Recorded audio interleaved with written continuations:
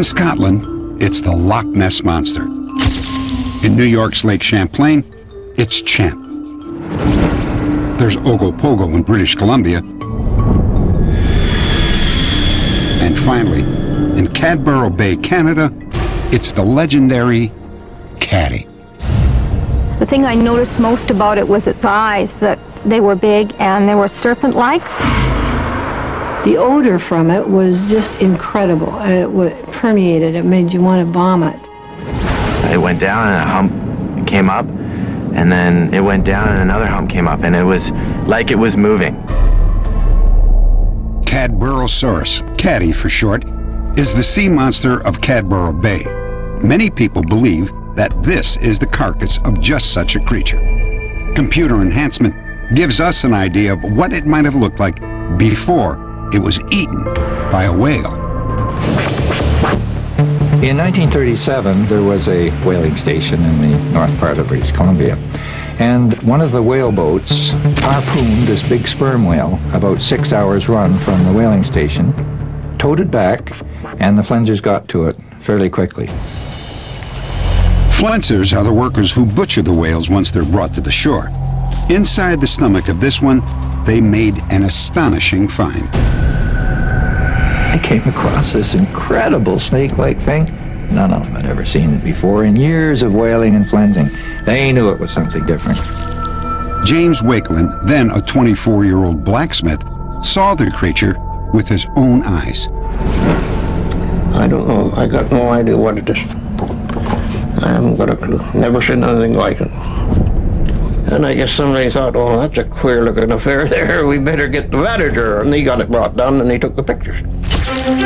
The creature was about 12 feet long. It had a head shaped like a horse or a camel and a thin snake-like body approximately 16 inches around. It has a pair of hind flippers that were webbed together with the tail to form this whale-like fluke, which undoubtedly provided the main driving force for this animal. The whalers sent part of the specimen to a museum. There, the director, Francis Kermode, dismissed it as the fetus of a baleen whale and tossed it out. But even to untrained eyes, a baleen whale fetus looks unlike the carcass that they found in the whale. If he just stopped and thought, would these men send down a fetal baleen whale? They dissected hundreds of these things out of dead whale uteruses every week. They knew what a fetal baleen whale. So that was really not complimentary to these professional whalers. Skeptics claim the photo may be a hoax, but that hardly explains the people who insist they've seen Caddy. William Hagelin was sailing in a remote cove when he and his sons caught what he now believes was a baby Caddy.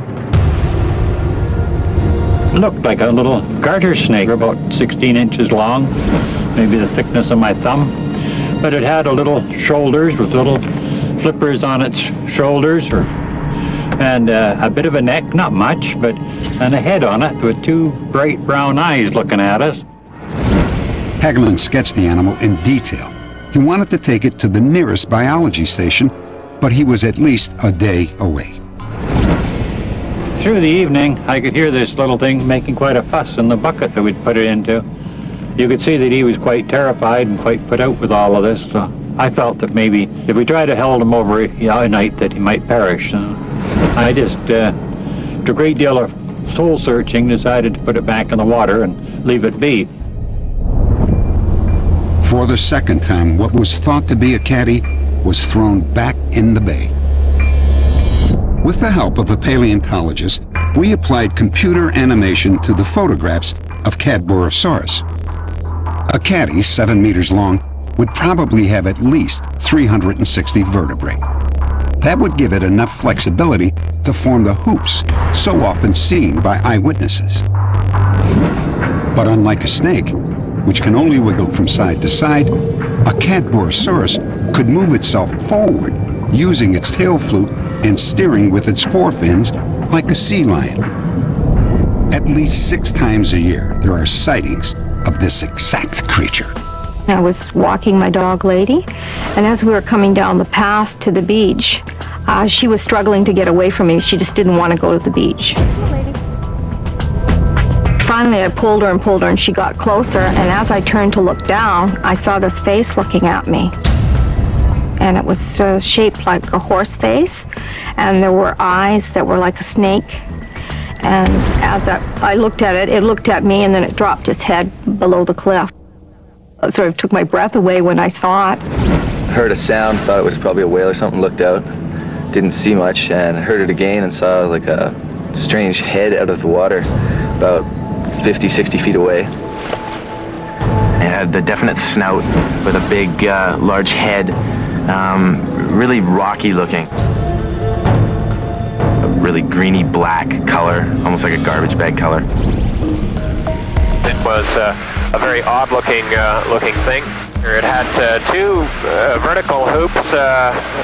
As we were on approach, we could see that it was moving very quickly through the water, and I would estimate to be about 40 miles per hour.